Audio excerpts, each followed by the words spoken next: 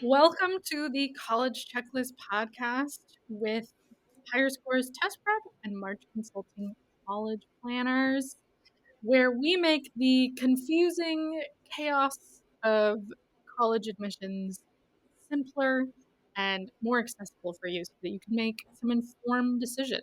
And we're bringing together new hosts, new experts, new guests to sort of help you put together your college applications and survive admission season. In this particular episode, we are focusing on STEM applications specifically. So, if you have a student applying to a STEM program and you need to know what to include, we have got it all right here for you. We have a STEM expert in the virtual building here with us. So, Christina, can you introduce yourself? Hi, everybody. That's me. I'm Christina. I'm the admissions expert on the team.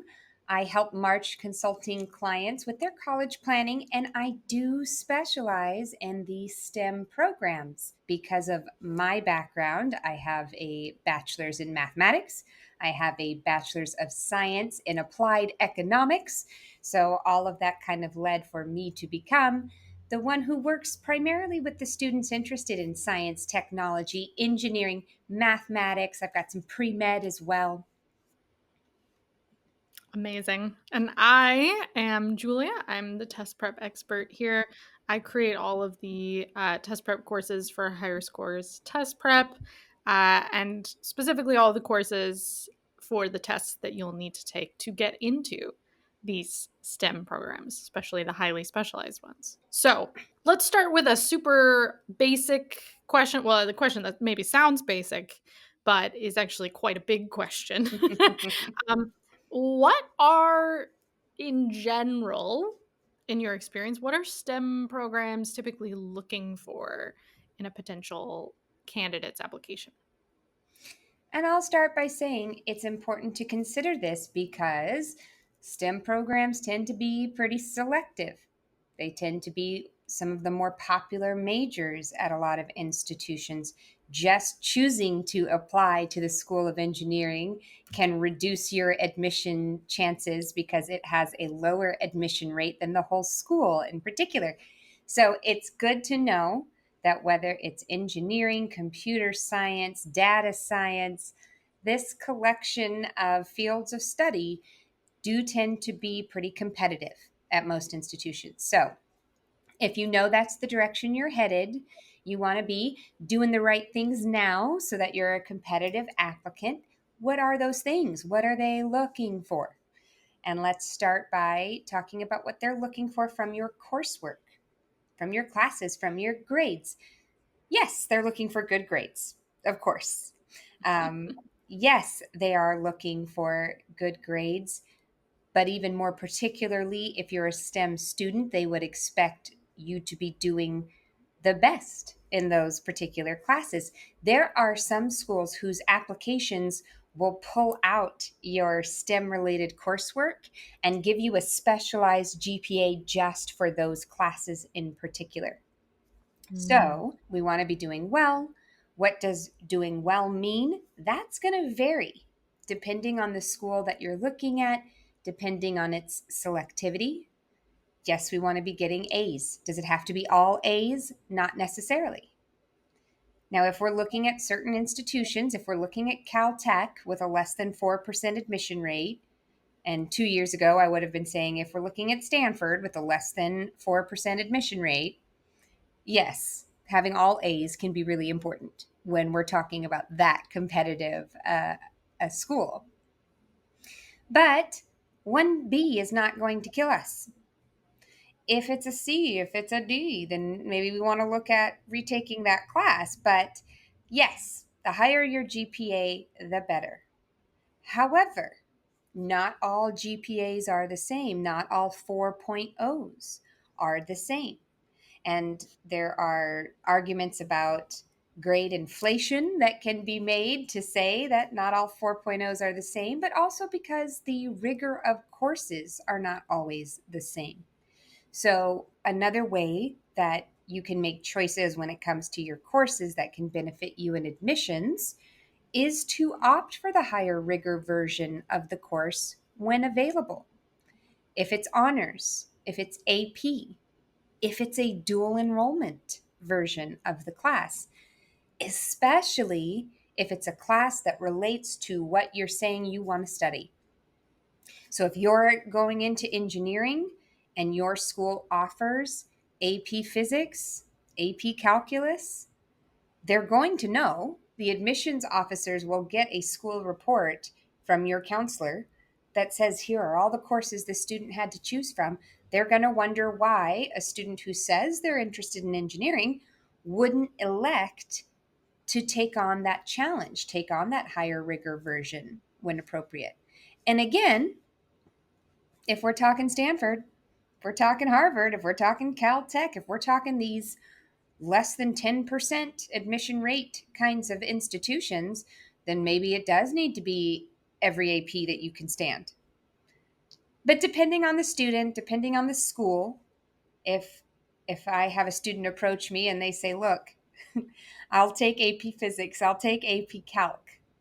I'll continue a fourth year of my language because you're telling me that that's going to put me in a better position with the schools, but I can't do it with English. I'm just not going to take the AP version of the English course."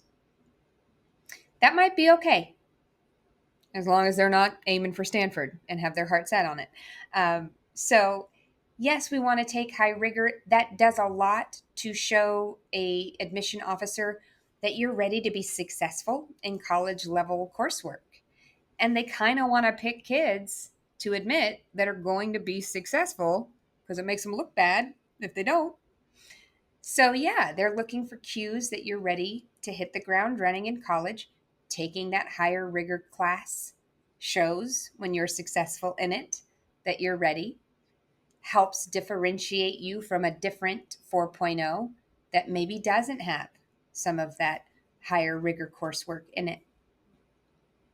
They also are going to expect you to be taking classes all the time.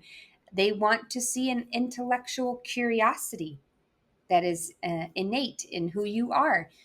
So it's probably better not to take seventh period off your senior year, to TA sixth period, to make some of these choices that I understand, especially by your senior year. You feel like you've worked so hard for so long, you deserve it, and you do, but the schools think that you want to study and that they think that you're applying to be a student at their college because you value the educational process. So they would be more pleased to see you not taking seventh period off.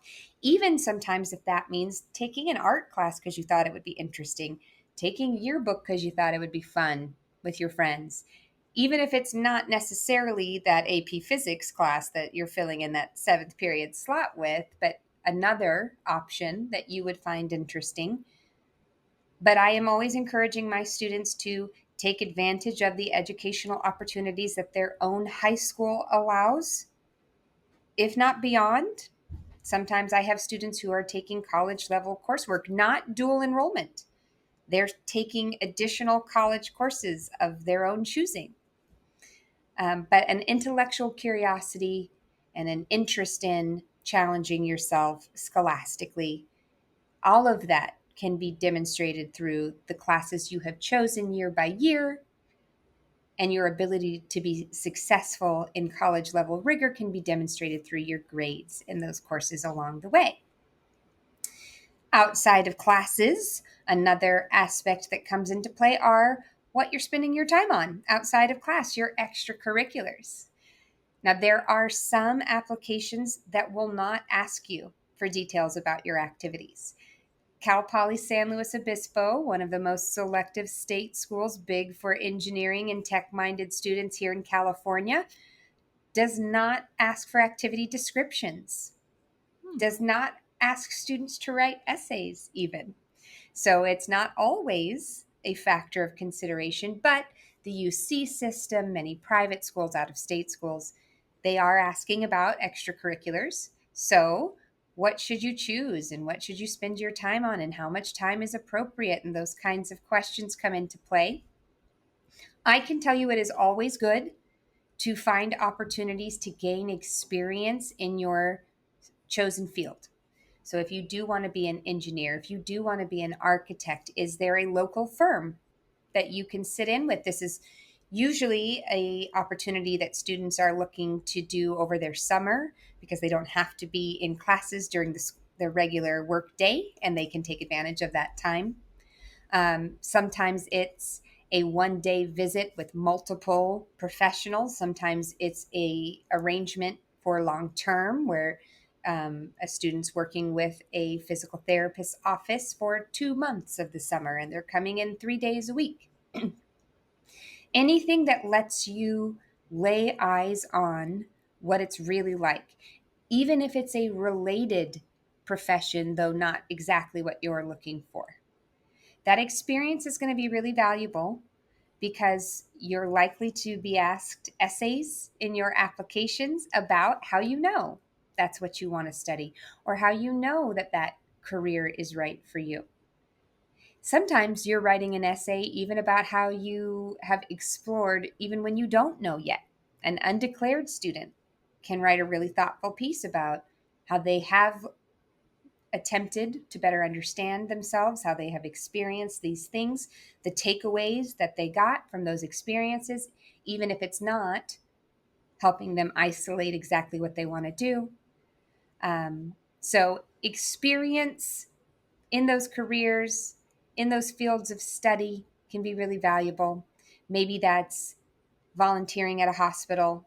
Maybe that's an informal interview where you're just sitting down with somebody in that profession and asking them what it's like.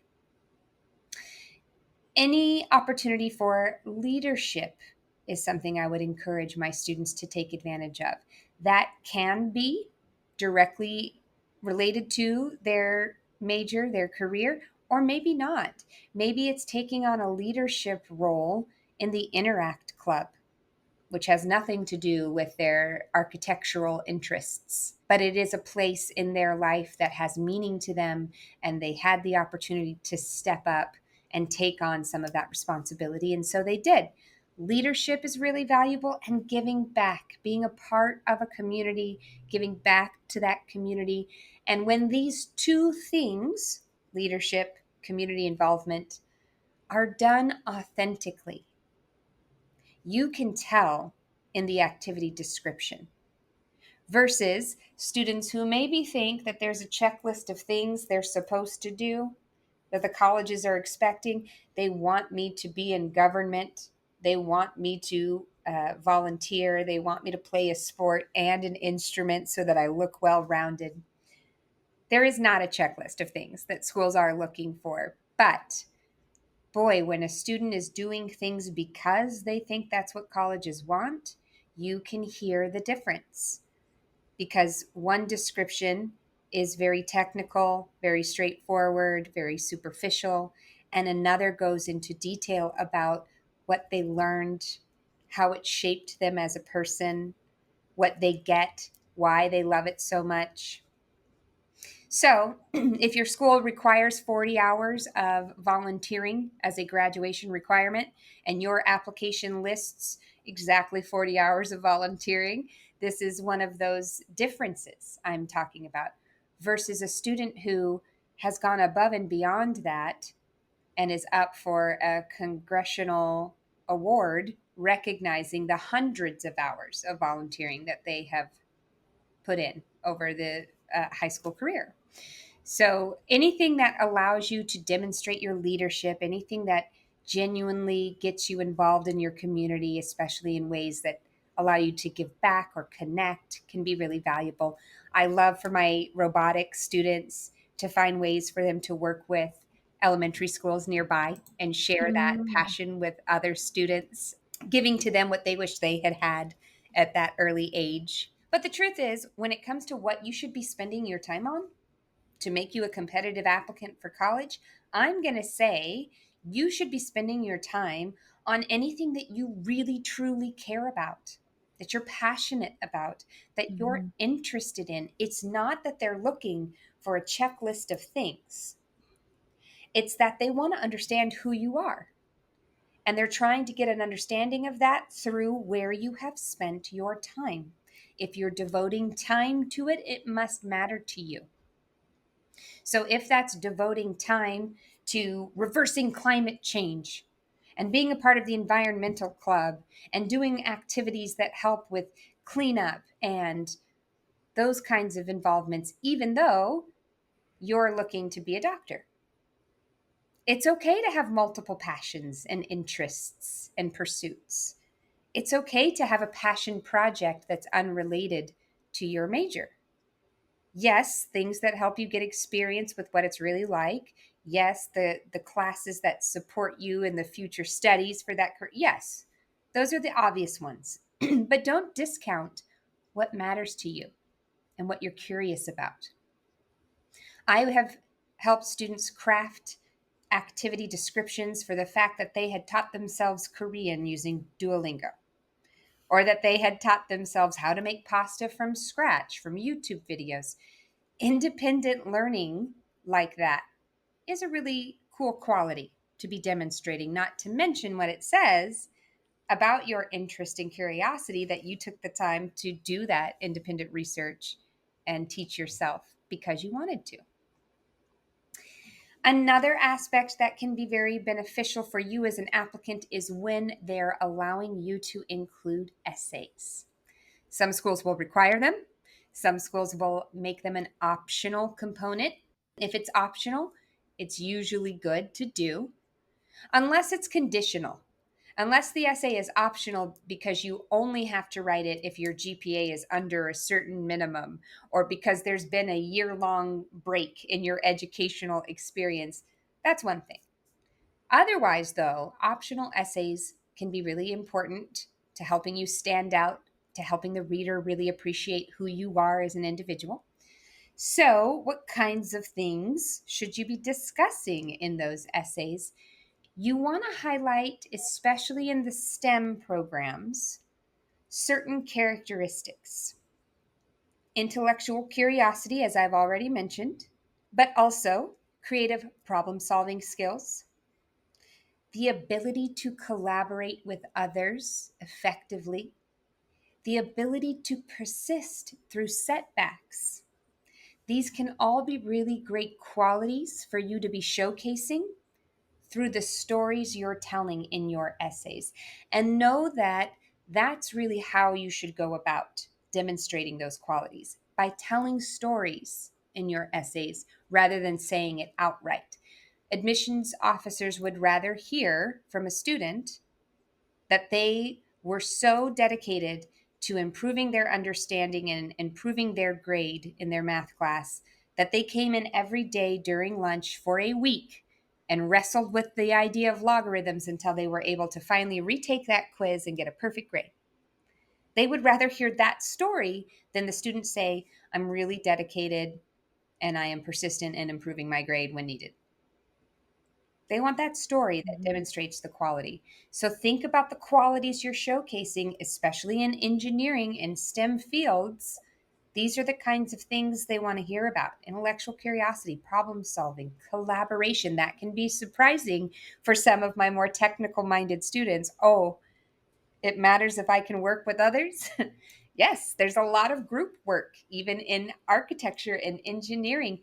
Sometimes it's a very solo kind of practice, but there's often managers in those offices, engineers who are the managers of other engineers, and they have to coordinate, they have to collaborate, they have to delegate, they have to touch base and see how that project's going. So, yes, even your ability to collaborate and communicate with others can be valuable in the STEM programs. And of course, anything that helps you stand out. UCLA had 150,000 applicants 2 years in a Oof. row in some of our more recent admission cycles. I've already mentioned that UCLA's school-wide admission rate is higher than the admission rate for just the engineering school in particular. If we're looking at huge applicant pools, if we're looking at the most selective programs, it's really valuable to be able to differentiate yourself. So you want to try to think about what everybody else is likely to say. I will tell you that many engineers like to talk about their initial love of Legos as a child. The Rubik's Cube is often referenced, being a Rubik's Cube master because you love finding all the solutions. These are pretty common essays for engineers in particular. We want to find ways, things, characteristics, qualities that you possess that are a little unique sometimes. I was once talking to a med school admissions officer who said that when it came to 1 year's applicant pool, a particular student stood out because they were a Latin studies major, not a biology major, not a psychology major. So you never know what that little quality that you have is that's going to help you stand out, that's going to help seal the deal. I heard another admission officer for a selective school say that they were debating between two students and they ended up choosing one because they were in football and a part of the botany club. And they thought that was just a crazy combo. So you never know what that little fact is that you have chosen to share that could make the difference. And anything that helps you stand out can be really valuable in your essays. So we I'm have just said you want to pick the right classes, you want to do well in them, you want to demonstrate your interest in your course selection. We have said the same thing pretty much about your extracurriculars. You want to demonstrate your interests, you want to find leadership roles. We've said you want to take the time in your essays to highlight your standout qualities. Another factor of admissions decisions, though, is still test scores. For some, that it's required, for those, that it's optional. So, Julia, why don't you tell us more now about what STEM majors need to know when it comes to testing and admissions? yes. I will say a small addition about the essay portion. The essays that have gotten me the most scholarship money, I was studying abroad in London and as an English major. So you can imagine that's where all the English majors go. And there was a particular scholarship for my department. And I just wrote about growing up watching British TV with my mom. That's literally what I wrote about. And there was only one scholarship, and I was the one who got it. So, like, it doesn't have to be super profound necessarily, and you don't have to like make direct statements about certain qualities about yourself. If you can just make it personal and real and tell a good story, you'll get that money. So that's all I have to say about that. So, testing, my specialty for STEM majors. First of all, the question we continue to come back to, do you need to test? And I would say for STEM majors, yes. For prestigious schools, a test score is often required. You think about MIT. They were one of the first ones after that temporary COVID test optional pause to come back and be like, this is not working. We need to require tests again. And they got a lot of flack for it, but they argue it's what works best for them in making a well-rounded class. So you do want to pick the test that makes you look best. Some schools may allow you to submit whatever kind of test you want. These are the test flexible schools. And so there could be, if you took a ton of that rigorous science coursework, APs, IBs, if they offer them at your school, sometimes that is enough.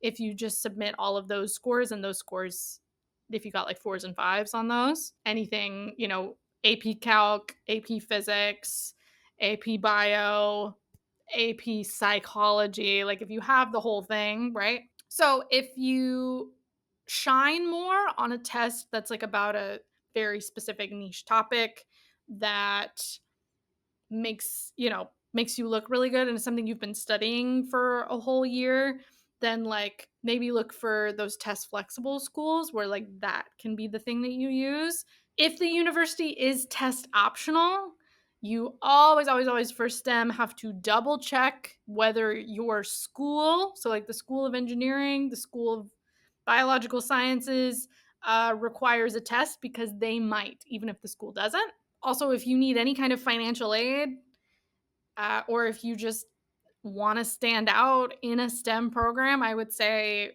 it's better for you to have a test score. So then you got to choose which test, right? So I would ask a few questions. I would first say, what type of math do you like better?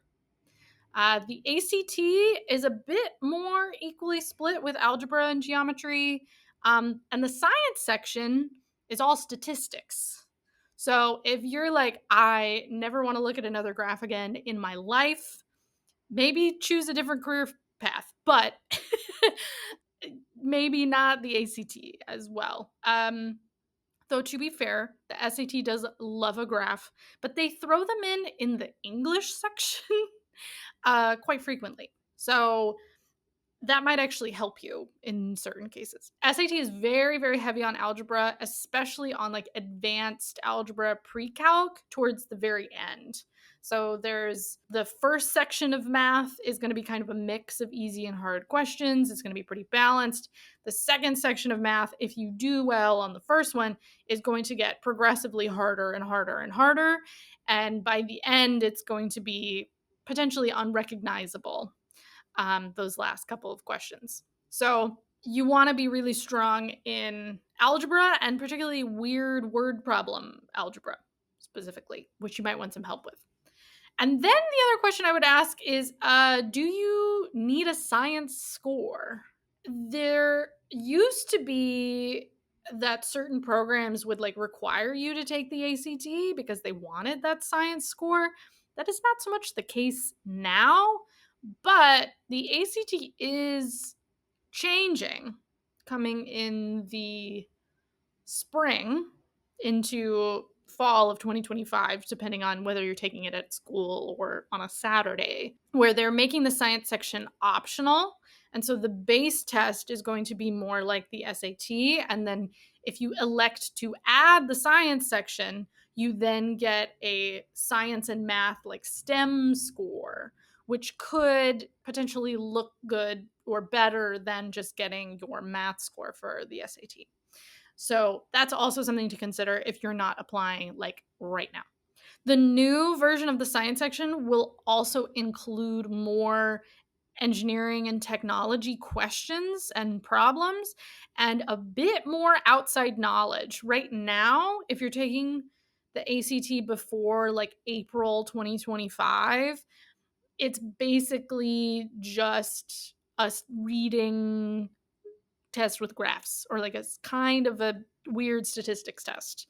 But it's going to be shifting a little bit more, where having some outside knowledge is actually going to help you. As it currently stands, a lot of students who are good in science can find it quite frustrating because it doesn't quite match up with what they know and have learned in their class. It's really more of like a reading comprehension. Can you draw connections between graphs and pattern recognition kind of test, rather than like a what do you know? But that is going to be changing. They're trying to add more outside science knowledge questions. And so the science section and the STEM score going into next fall might have a little bit more weight to it, I will say. When it comes to test prep, how do you prepare, right? Because if you're like, all right, well, I'm applying to be a STEM major, I guess I have to have this test now. Thanks, Julia. How do I prepare for it? You want to make sure, right? Because you're like, I'm so good at math, or I'm so good at physics, or I'm so good at biology, I just know everything already. This test should be a piece of cake, at least the math section or whatever. But the math is weird. I want to emphasize, like, the base concept that you need to understand is something that you're very familiar with, but the way it's presented is often not. The SAT and ACT have very particular, specialized language that they use to mean something very specific. And a lot of students will look at it and be like, what are they talking about? And you have to kind of learn the patterns of how these particular tests write things in order to understand what's being asked of you, what kind of math is being asked of you. And there are some workarounds as well. But you want to make sure that you're getting test prep that is helping you understand how the test is put together and the kind of language that they're going to use and how to figure out what kind of math you need to be doing, how to work around super difficult math questions. You're going to need to have a guessing strategy because I hate to break it to you, but there's going to be at least one question that you fill in because you don't have time or you really don't know. So you have to have a testing plan for when you get stuck, testing plan for how you pace yourself, how you approach questions you don't understand. So that's number one. Number two is repetition. Taking these tests is a muscle memory, not they're not really knowledge tests. They're how comfortable are you with testing like literally like in your body? How familiar are you with if it's the SAT, the digital platform that you have to take it on? How familiar are you with the calculator that they use on there? Because it could be quite different. It could save you a ton of time, but only if you really know how to use it and you know all the keyboard secrets. And so the difference between a 1490 and a 1540 could be a difference of about 3 questions where you didn't know how to use a particular notation on the calculator, and so you couldn't find the correct answer. So you had to guess, right? So you need to repeat, repeat, repeat, repeat. You want to use a ton of repetition to sort of build that muscle memory and get really comfortable with the particular test that you're taking. So it's partially like what you know, but then it also has two other components of like how comfortable are you taking the test and do you have a plan, right? And then how familiar are you with the language of the test and how they format things? So, yes, you need a test score. Be careful about choosing what kind and then make sure that you have adequate preparation. So, yeah, that's it from me. Um, so when they've considered everything of like what's going to make them look good, and they've got their test scores, they've got their extracurriculars, they've got their grades, they're laid out all on the table. How do they sort of put together their application in order to choose what to include? What are some guiding principles?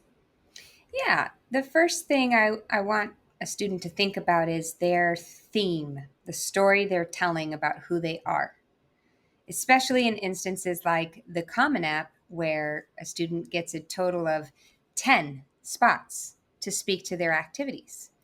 For some of my students, they have more than that to speak to. And so they have to pick and choose which ones they're going to represent. Um, Not only that, but when they're picking and choosing, are they doing an appropriate job of showing the range of what makes them who they are?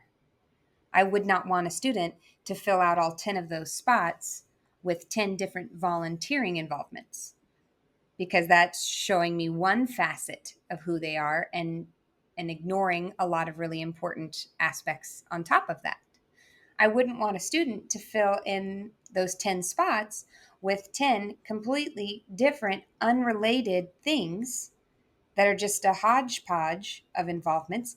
Because again, you really got to break out of the mindset that the point here is just to brag and to say what honors and awards you've received. The point of asking about your activities is to better understand who you are on a human level. What makes you unique? What matters to you? What motivates you? What are you curious about? What are you passionate about? What do you do when you care about something?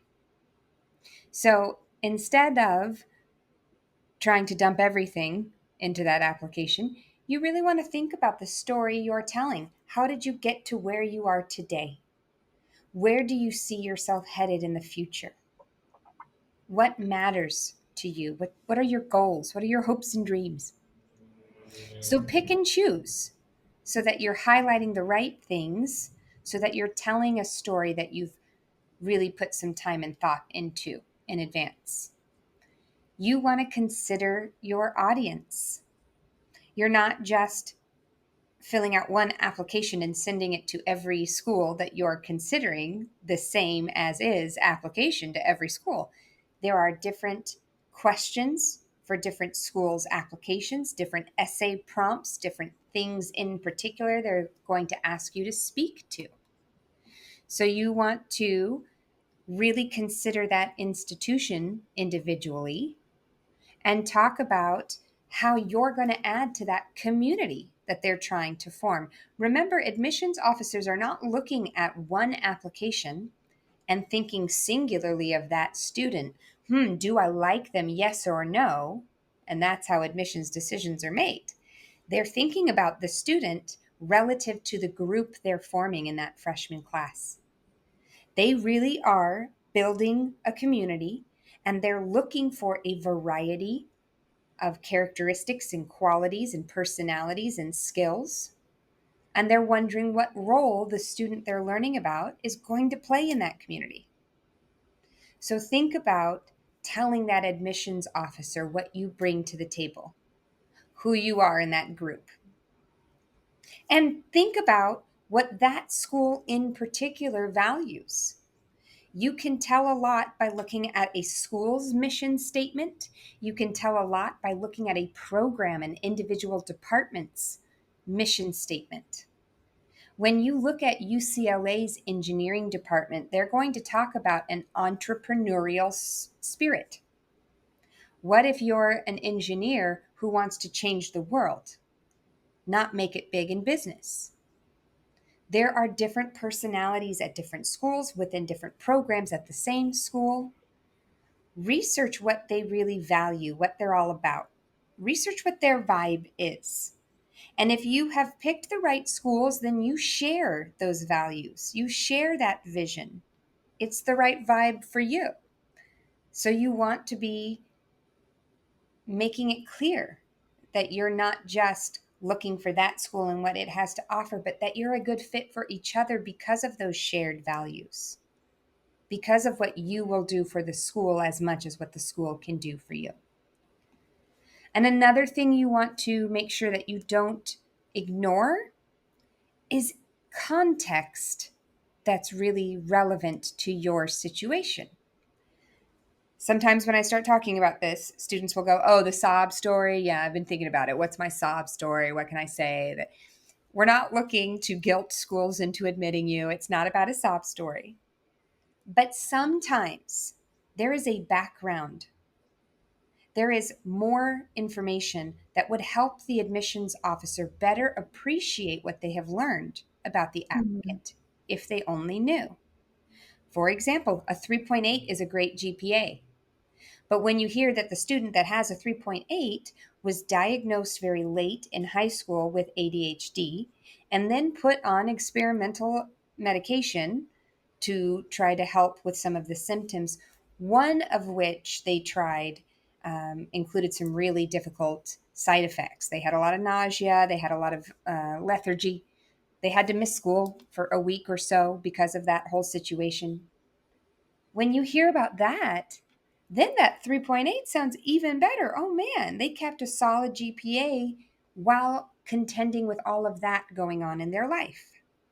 So there's a couple different factors when it comes to medical things or family situations. Being first gen, the first person in your family to graduate from college, there are things maybe they should know, sob story or not, that are just relevant to appreciating who you are, what you've been through, what you've accomplished. Don't leave out that context. It's important for the reader to really appreciate you as an applicant. You didn't just fall out of a coconut tree. That's right. Yeah. I would also say for students who are currently or soon looking to be applying to certain places, you might want to look at if there's a particular value or a particular movement that you care about, you might want to look at in the news, in the local news, where that school is located, their history of how they have handled it. That is all I will say, because that will have a big impact on your life and well being as a student. You want to look at the school's context as well. You want to talk about yours, and then yeah, you also want to look at the school's context, because if you are talking about a particular value you have of yourself, and trying to put forward a version of yourself that most closely matches their values, that's definitely one of the things you want to look for, um, because that can impact how they view you and how you view them. And then also look at what the professors in your proposed department have published, or look up again in local news for that area if there are any kind of discoveries or big names or things that they're kind of famous for. When I applied to UC Irvine, I had no idea that those were the guys who discovered the ozone hole. I had no idea, right? But if I were applying to one of their science programs, that would be very relevant information, right? If I were trying to look into any kind of climate science, right? And I really cared about that, that would be something they would be looking for. That would be very relevant. And can you present yourself in a way like clearly that's something they value? Because maybe they didn't value it at the time that that famous person came around or that famous thing occurred, but now that's part of the school's reputation, and so they're going to play on that, and they're going to want to draw in students that fit that reputation. So those would be the couple of other things I would look into as well. Did you have anything else? No. Then that is all for today. If you would like to contact Christina or myself or our businesses, you can email March Consulting at info@mymarchconsulting.com. And you can contact Higher Scores at hello@higherscorestestprep.com. Hello. Those will be in the show notes below. For a free college planning consultation, uh, totally free. You can just see if it's a good fit. You can go to mymarchconsulting.com/services, and then check out higherscorestestprep.com if you would like to take the SAT versus ACT quiz, download a free parent guide to the SAT and ACT, sign up for a test prep course, whatever it might be. Send us a question based on anything that you've heard today. This has been the College Checklist Podcast with Julia and Christina. See you next time, and thanks for listening.